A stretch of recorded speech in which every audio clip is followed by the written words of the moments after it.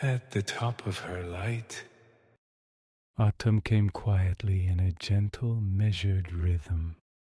A light breeze rustled the leaves. Sunlight filtered through the crimson branches, softly touching Anna's face.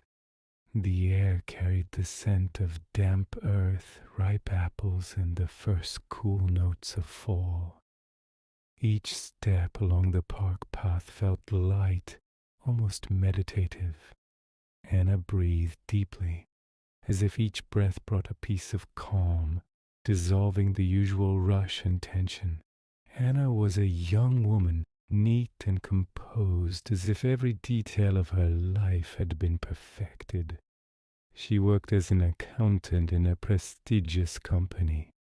Her work was valued, but what mattered more to her was her own order and appearance. Everything had to be impeccable, every strand of hair in place, wardrobe flawless, desk perfectly organized. She was like a reflection of the office world, where precision and discipline were valued above all, and in this outward perfection hid a quiet inner anxiety, a desire to be not only seen and appreciated, but truly herself.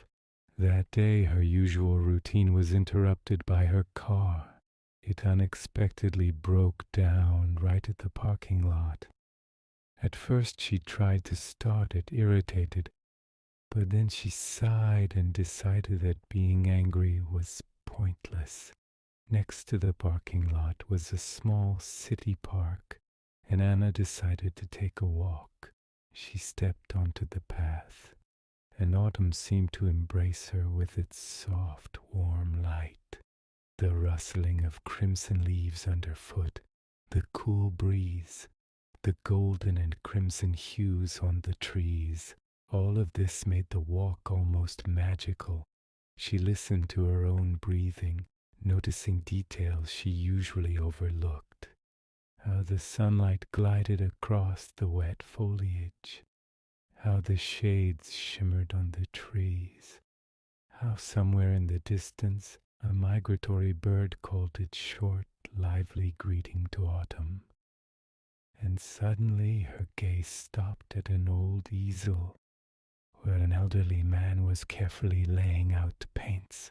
One painting especially caught her attention. At first glance it seemed upside down.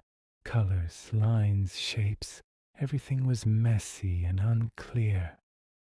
Anna frowned, yet felt a strange attraction. Her gaze lingered on the canvas longer than usual, as if the painting was whispering something, and she couldn't understand what. "Excuse me," Anna said. "What is this painting about? It seems upside down. I can't make sense of it." The artist smiled and looked at her with kind eyes. "What do you see?" "It seems all upside down and I can't understand what it is," Anna admitted. He chuckled softly and took the painting. He turned it around. Suddenly a whole new perspective opened up to Anna. Lines that had seemed chaotic now formed a harmonious, living composition. "See," he said quietly, "everyone sees it differently. Everyone has their own perspective, their own opinion, and which side to look from, that's up to each person." These words touched Anna deeply. She remembered how often she had fixated on other people's judgments, on colleagues' and friends' opinions. She had tried to be good enough for everyone, forgetting herself.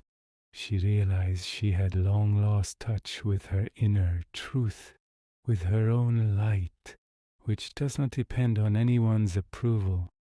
The wind lightly tousled her hair, and the soft sun touched her face. Anna felt relief, lightness, an almost forgotten sense of inner freedom. She recalled her old hobbies, her sincere dreams and desires.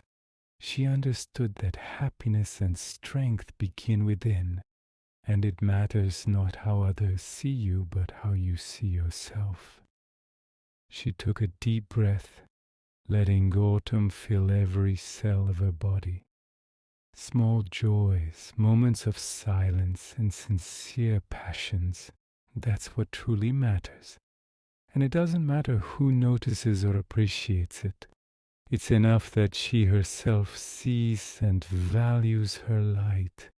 Anna looked at the artist once more. His calmness and simple wisdom inspired confidence in her. She smiled at herself and decided that tomorrow she would return to her writing, to her text, to what made her happy. Autumn ceased to be merely a season.